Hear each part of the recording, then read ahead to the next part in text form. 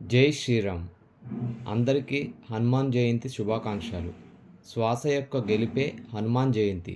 శ్వాస గెలవాలంటే మనసు బుద్ధి ఓడిపోవాలి.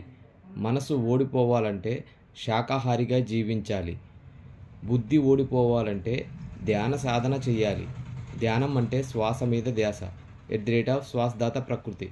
శ్వాసే గురువు. ధ్యానం వల్లనే ఆత్మజ్ఞానం, ఆత్మజ్ఞానం వల్లనే ముక్తి, ఆరోగ్యం, ఆనందం, సంక్షేమం. శాకాహారిగా జీవిస్తూ ధ్యాన సాధన మండల దీక్షలాగా నిరంతరం చేస్తే శ్వాసానుసంధానం జరుగుతుంది. శ్వాసానుసంధానంతో ఆత్మ సాక్షాత్కారం కలుగుతుంది.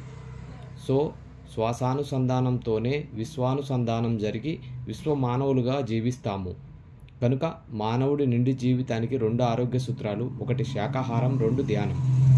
జై హనుమాన్, జై శ్రీరామ్, జై భారత్, జై భూమాత, జై శాకాహార జగత్, జై ధ్యాన జగత్, జై ప్రకృతి జగత్, జై ఆరోగ్య జగత్. నచ్చితే లైక్ చేయండి. తప్పకుండా అందరి ఆరోగ్యం కోసం షేర్ చేయండి. Thank you friends. Thanks a lot to all.